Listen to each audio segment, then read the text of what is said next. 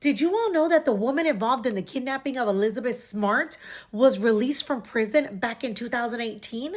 Furthermore, she's completed her parole and she was just arrested last year because part of her release conditions, number one, she has to be registered as a sex offender for the rest of her life. And number two, she can't go visit parks. And well, according to reports, she visited two parks in Salt Lake City. And according to her, she stated that she went there because she was commanded by the Lord to go to the park. And she sat on benches and was feeding the ducks. And as you can imagine, Elizabeth Smart's father is completely upset about this and literally said that this woman needs to have an ankle monitor or something to protect other young girls. Now, if you did not watch this documentary, it's up to you if you want to keep scrolling. However, I am going to jump into details. Before I jump in, major trigger warning. Elizabeth Smart was kidnapped out of her home in the middle of the night in 2002. She was just 14 years old. She shared a room with her sister, and her little sister says that she wakes up and hears a man tell her sister, be very quiet, come with me, or if not, I'm going to take your life. She said she froze, but sure enough, her sister walked with the man. Within minutes, she kind of wakes up and goes to get her parents and tells her parents, like, Elizabeth is gone. She's not here. Parents get up and see that there is a window that has like a rip in the screen and there is a chair on the outside of it. So at that point, they call 911. They are desperate. They are trying to figure out who could have taken her. This hits the news everywhere, okay? What's sad about all of this is the fact that on top of the family dealing with the fact that she is gone, not knowing where she's at first, everybody was motivated to find Elizabeth. Everybody was showing up, thousands of people showing up, searching for her, helping the family, put signs and pictures up everywhere.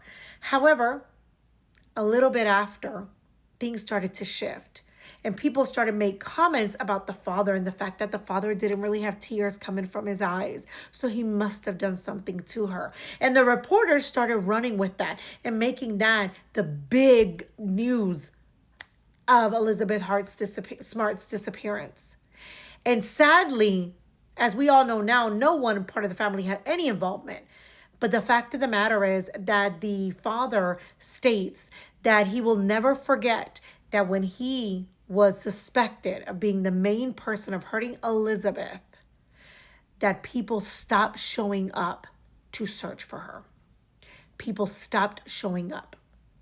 Now, her sister at the time really became like the main focus. In other words, police, they sat down with her to try to get information from her. And she shares that she didn't remember the person, but she recognized the voice, couldn't remember how. They even tried to do hypnotizing, etc. And she says that it was such a difficult time in her life because of the fact that they told her, do not watch the news, do not talk to anyone about it, because we need to make sure that your memory stays clean and clear, unaltered. So she says she felt like she was so alone because she didn't get to hear anything that was going on. She didn't get to talk to anyone about what she was feeling. And I believe she was 9 years old at the time. Time passes and they end up arresting a man who had worked at their house, and apparently he had a history of violence, etc. I don't remember his history. All I remember is that the 9-year-old, her sister, made it clear that he was not the guy. She told her parents, that's not him. That is not him. And they didn't listen to her. They wanted him to practically confess, and they were so focused on him. And he is telling them, it wasn't me. I'm not going to make up lies. He had an aneurysm in his cell. So to police, oh no, we lost him. That's it. We're never going to find out where Elizabeth is. They were destroyed. But then her sister says that, one time before going to bed, she was looking at a Guinness World Book Records book, and she says that all of a sudden she closes her eyes and remembers the name and the face of the person, and she remembered that his name was Emmanuel. She goes to her dad and tells her dad. They tell police. They get a sketch artist to come in, and sure enough, She tells him what he's supposed to look like. And they talk about the fact that Emmanuel was a homeless man that they had met downtown one day. And the mom had actually given Emmanuel her husband's business card because she felt bad. He was homeless and he was preaching. And she was like, you can come do work for us at our house. My husband can hire you. He went and did work, but never came back to get paid. The police did not want to show the picture in the media because according to them, it would spoof the kidnapper. The family didn't care. And they said, nope, I don't care. We're going to put it in the media. How they did it, I don't know. They ended up putting it in the media, and sure enough, they get a call from someone that says, I think it's my brother-in-law, and tells them that he normally lives in a teepee in the woods, and that I think he's capable of this, but I don't know if it's him. So they start investigating, and sure enough, they investigate what his name is, which I believe is Brian Mitchell. And they start looking into Brian, and sure enough, they find his picture. She confirms, yes, that's him. The sister does confirm that was him. And they start looking for him, going crazy looking for him. People are trying to give him, giving leads as to where he could be, but nobody had seen him because he lives in the woods. She talks about the fact that in addition to the abuse that she dealt with every day, and I'm not going to go into that part, he would preach like he was a, Jesus, and just saying how God had guided him and had helped him make these decisions, and that according to God, he was going to have to kidnap up to 6 girls to be his wives, all between the ages of 10 and 14, and that God commanded him to do that, so that's why it was correct. And she said, well, I know that you are the Most High, and God wouldn't speak to me directly, but I feel like he's telling us to go back to Salt Lake City, because at this point they had gone, I believe, to San Diego. And she said that he was like, yes, it's so true. He wouldn't talk to you, but he did like this. But you know what? You're right. We're going right back to Salt Lake City. Coincidentally, when everybody's starting to look for them.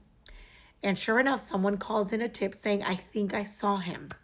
He is walking down the road with a woman completely covered. And they knew by other witnesses that they had seen him with 2 women that were covered. And you could only see their eyes. And that is when they found Elisabeth. And initially she was terrified. She was scared. She said that they kept asking her, are you Elisabeth Smart? Are you Elisabeth Smart? And that finally, she accepted it. And her father and her family picked her up. And she said that initially, because they were raised so, religiously, she felt horrible and was ashamed at the fact that she had lost her virginity without being married. And that she was scared that they would, be frowned upon, like they would be disappointed in her. But she saw that everybody loved her and welcomed her back.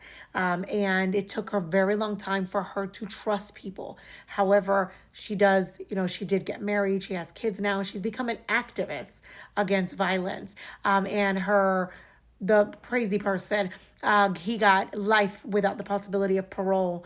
However, I'm going to make another video of the woman that was involved in all of this. And I want to make a video because she is out in these streets living her life after everything that Elisabeth endured. Talk to you soon.